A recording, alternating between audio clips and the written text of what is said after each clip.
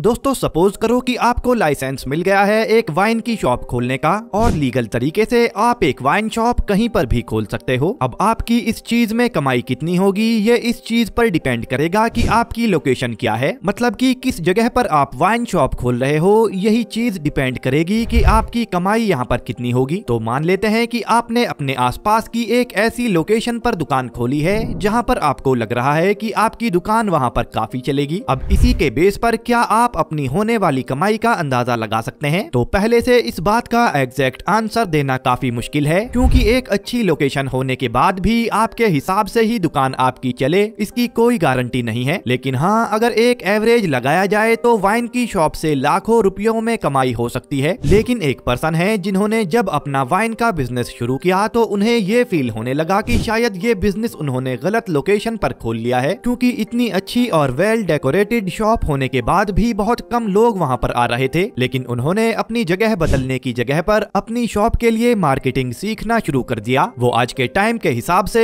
कई अलग अलग तरह की मार्केटिंग टेक्निक्स जानने में लग गए और इस दौरान उन्होंने कई ऐसे स्ट्रेटेजीज नोट डाउन किए जो कि उनको बहुत काम के लगे। सबसे पहले उन्होंने अपने 10 दोस्तों को इकट्ठा किया और उनको अपनी स्ट्रेटेजी को समझाते हुए कहा कि देखो तुम लोग एक काम करना, इस इलाके के अलग अलग जगह पर जाना और अजनबियों से बात करना और उनसे ये पूछना कि यहाँ पर आसपास कोई वाइन क्रिटिक नाम की शॉप है क्या, और पूछते हुए उनसे ये बताना कि मैं खास तौर से इस वाइन शॉप से वाइन पीने के लिए काफी दूर से आया हूँ, और उसके बाद तुम लोग थोड़ी बहुत मेरे वाइन के फ्लेवर की तारीफ भी कर देना। बस इतना तुम लोगों को बोल देना है और तुम्हारा काम खत्म हो जाएगा, क्योंकि मुझे पता है कि मेरी वाइन का टेस्ट लाजवाब है। बस दिक्कत यह है कि लोग ज्यादा मेरी शॉप पर विजिट नहीं कर रहे हैं। तो जैसा गैरी ने कहा सबने वैसा ही किया। वो अलग अलग लोकेशंस पर गए और अजनबियों से बात करते हुए उनसे शॉप का पता पूछने लगे। इस दौरान उस शॉप की वो तारीफ भी बराबर करते रहे। अब यहाँ पर गैरी ने जो भी ट्रिक लगाई थी वो काम करने लग पड़ी। उन 10 में से 7 दोस्तों के पीछे पीछे वो एड्रेस बताने वाले लोग भी आ गए, क्योंकि इतनी तारीफ सुनने के बाद उन लोगों के दिमाग में ये सवाल उठने लगा कि एक बार हम खुद भी ट्राई करके देखते हैं। अब जैसे ही उन्होंने ये वाइन पी तो उनको इतनी पसंद आ गई कि उनका दिल खुश हो गया और इन लोगों ने ये भी सोच लिया कि इस कमाल की वाइन शॉप के बारे में वो अपने दोस्तों को भी बताएंगे। और ये चैन ऐसे ही धीरे धीरे बढ़ती चली गई। गैरी को जब ये मार्केटिंग टेक्निक काम करती हुई नजर आई तो उन्होंने और भी टेक्निक्स को यूज किया और ज्यादातर टेक्निक्स में उनको पॉजिटिव रिजल्ट ही आगे मिला। और अगले सिर्फ 5 सालों में उन्होंने अपने वाइन बिजनेस को $60 मिलियन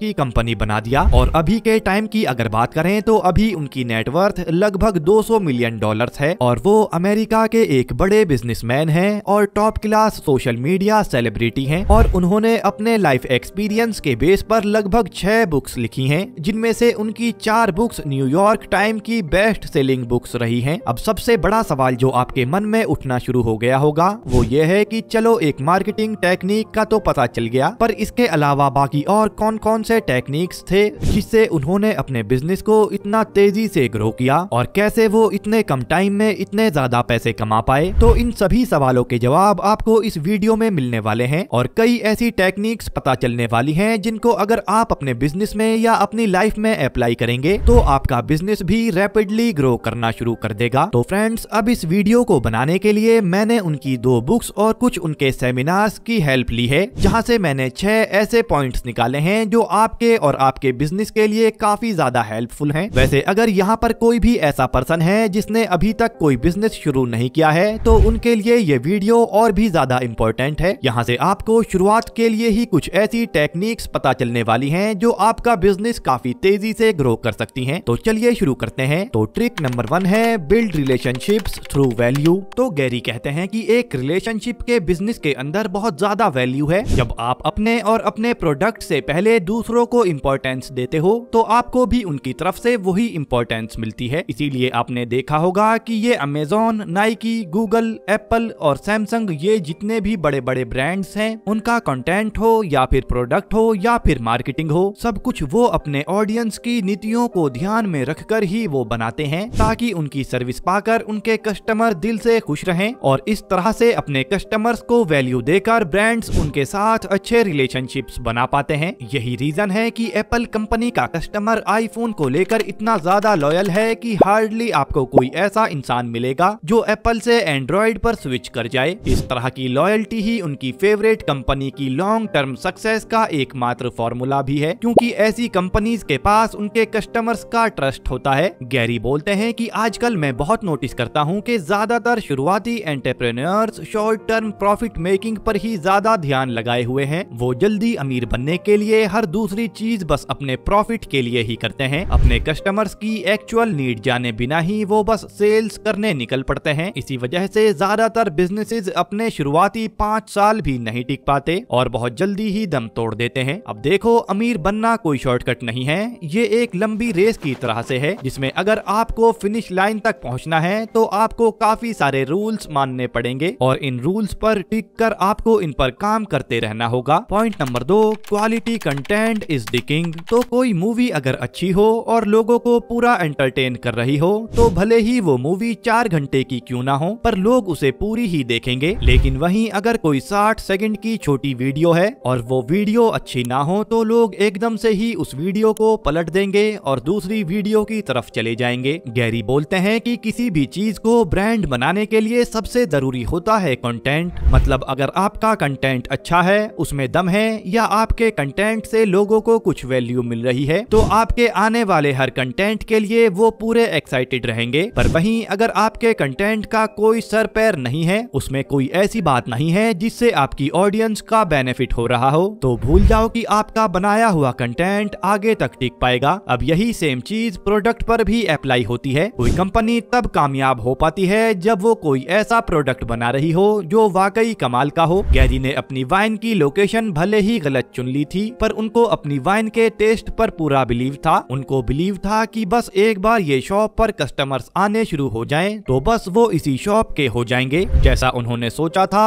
हुआ भी वैसा ही, क्योंकि वहाँ पर कई नए नए लोग भी आने लगे थे, तो उनकी रिक्वायरमेंट के थ्रू वो और नई नई वैरायटीज भी उसमें ऐड करते चले गए। इसीलिए जरूरी है कि आप अपनी ऑडियंस को समझाओ और ये देखो कि आपके ऑडियंस को क्या क्या चीज पसंद आ रही है और वो फीडबैक कैसे दे रहे हैं। फिर उसी के अकॉर्डिंग अपने कंटेंट को मॉडिफाई करते चले जाओ। इससे आप लोगों का भरोसा भी जीत जाओगे और अपना ब्रांड भी खड़ा कर पाओगे। Number 3, focus on your strength. Gary अपने एक सेमिनार में बोलते हैं कि लोग हमेशा उन चीजों को ठीक करने की कोशिश करते हैं जिसमें वो कमजोर होते हैं, जो कि ठीक है, काफी अच्छी बात है, पर इस चक्कर में वो अपनी स्ट्रेंथ पर ध्यान देना बिल्कुल ही छोड़ देते हैं। मतलब कि वो वीकनेस के चक्कर में ये नहीं जान पाते कि उनकी स्ट्रेंथ किस चीज में है। तो गैरी इस पर अपना खुद का एक पर्सनल ओपिनियन देते हैं। वो बोलते हैं कि देखो, अगर आप किसी चीज में अच्छे नहीं हैं, तो उसको लेकर परेशान होने की जगह अगर आप किसी ऐसे इंसान को हायर करते हो जो एक्चुअल में उस फील्ड का मास्टर है, तो इसमें आपकी समझदारी नजर आएगी। एक बात हमेशा ध्यान रखना कि हर काम को आप खुद से नहीं कर सकते, और अगर आप सब कुछ खुद से ही करने की कोशिश करोगे तो बहुत जल्दी आप उस काम से बोर हो जाओगे। मार्केटिंग के दौरान जब गैरी को अपनी शॉप के लिए आइडियाज मिलने लगे, तो उन आइडियाज को उन्होंने खुद से एग्जीक्यूट करने की जगह पर अपने दोस्तों को चुना, क्योंकि उनको पता था कि ये लोग इस काम के माहिर हैं और इसको बहुत सफाई से कर पाएंगे। तो वो इस चीज को भी एडमिट करते हैं कि उनकी इस कामयाबी के पीछे उनकी टीम का भी काफी बड़ा हाथ है। आगे वो बोलते हैं कि देखो, हर इंसान की अपनी एक अलग स्ट्रेंथ होती है। कोई पोस्टर्स बहुत अच्छे बना सकता है,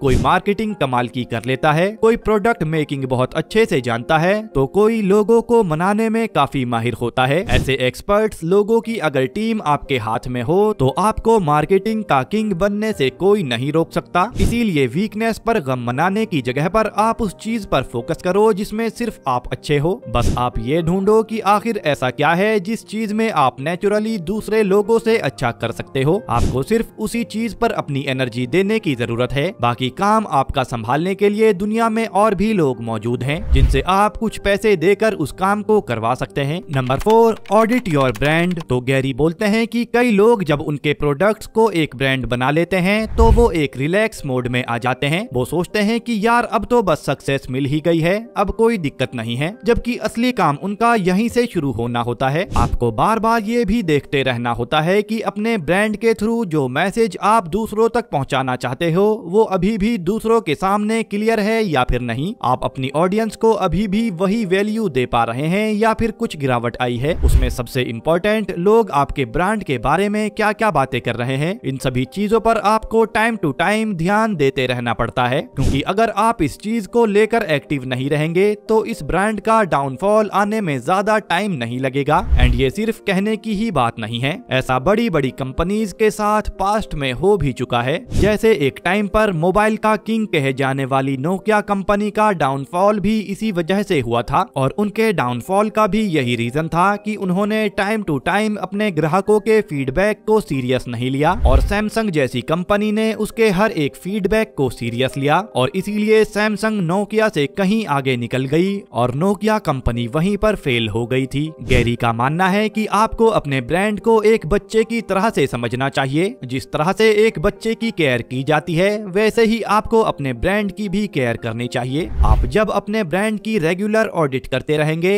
हर छोटी बड़ी डिटेल को आप चेक करते रहेंगे, तभी आप उसे ग्रो कर पाएंगे। Number 5, engage with people. तो गैरी 30 मिनट अपने वाइन टेलीविजन पर काम करने के बाद 15 घंटे ईमेल्स और ट्विटर पर लोगों को रिप्लाई देने में खर्च करते हैं, क्योंकि उनका कहना है कि एक कंपनी को ग्रो करने के लिए इंगेजमेंट भी काफी जरूरी है। जब भी कोई मेल भेजता है, कमेंट करता है या कोई फीडबैक देता है, तो हर कमेंट के पीछे एक होपफुल इंसान होता है जिसे आपके अटेंशन की, आपके रिप्लाई की, आपकी इंगेजमेंट की और आपकी प्रेजेंस की जरूरत होती है। अगर आप लोगों की जरूरत को समझकर उस पर रेस्पॉन्ड कर देते हैं तो आप सिर्फ लोगों से इंगेज नहीं होते बल्कि उनके साथ में एक कनेक्शन भी बना लेते हैं। जब आप लोगों को अटेंशन देते हो तो उन्हें ये लगता है कि आप उनकी बहुत वैल्यू कर रहे हो, और ये चीज आप YouTube के केस में भी देख सकते हो। जब भी आप किसी वीडियो के नीचे कोई कमेंट करते हो और वहां से आपको कोई लाइक या फिर कमेंट का रिप्लाई आ जाता है तो आपको काफी स्पेशल फील होता है। अब देखो, ऐसा नहीं है कि आपको इंगेजमेंट के लिए लोगों के मैसेज या फिर मेल्स का ही रिप्लाई करना चाहिए, बल्कि आपको प्रॉपरली अपनी ऑडियंस से बात भी जरूर करनी चाहिए, जिसमें कोई प्रेस कॉन्फ्रेंस, कोई सेमिनार या फिर कोई वीडियो प्लेटफॉर्म पर लाइव जाना, ये सभी चीजें शामिल हैं। Number 6, being rich means having time. Imagine करो कि एक आदमी है जो बहुत अमीर है, उसके पास करोड़ों की संपत्ति है और हर वो चीज है जो शायद एक आम आदमी का सपना होता है, लेकिन इतना पैसा होने के बाद भी उसके पास इतना टाइम भी नहीं है कि 2 मिनट रुककर वो नेचर की खूबसूरती एंजॉय कर सके या फिर टेंशन फ्री होकर अपने घर वालों के साथ डिनर वगैरह कर सके। गैरी बोलते हैं कि देखो, अमीर बनने का मतलब ये नहीं है कि आपके बैंक में बहुत सारा पैसा है, आप बड़े बंगले में रहते हैं या आपके पास लग्जरी कार्स वगैरह हैं, बल्कि अमीर बनने का मतलब है कि आपके पास उन चीजों को करने के लिए इनफ टाइम है जो आप करना चाहते हैं। अगर आप अपनी फैमिली के साथ टाइम बिता पा रहे हैं, अपने पैशन को फॉलो कर पा रहे हैं, जब मन चाहे तब ट्रेवल आप कर पा रहे हैं, यानी जो इच्छा आपकी हो रही है वो आप आसानी से कर पा रहे हैं, तो भले ही आप कितना भी पैसा कमा रहे हो, आप एक अमीर इंसान हैं। कहने का मतलब ये है कि आपको ऐसे कामों से दूर रहना चाहिए जो आपके बिना चल ही नहीं सकते। मतलब लाइफ टाइम आपको उस काम में खुद को भी इन्वॉल्व करना पड़े, ऐसे कामों को आपको चुनना नहीं चाहिए, बल्कि आपको एक ऐसा काम पकड़ना है जिसे एक टाइम पर आकर आप ऑटोमेट कर सकें, यानी बिना आपकी प्रेजेंस के भी आपका काम चल सके, क्योंकि ऐसा बिजनेस ही आपको लाइफ एंजॉय करने का फ्रीडम देता है। तो जिस तरह से गैरी ने $1 बिलियन का बिजनेस खड़ा किया और बहुत सारे पैसे कमाए, ये सारे ही तरीके एकदम प्रैक्टिकल हैं और गैरी के खुद के आजमाए हुए हैं, इसीलिए इनको अगर आप भी यूज करते हैं तो बहुत हाई चांसेस हैं कि आप कम टाइम में अपने बिजनेस को ग्रो कर पाओगे। तो फ्रेंड्स, अगर आपको आज कुछ नया सीखने को मिला हो तो वीडियो को लाइक जरूर करना और ऐसी ही वीडियोस के लिए इस चैनल को सब्सक्राइब भी जरूर कर लें। Bye friends, take care.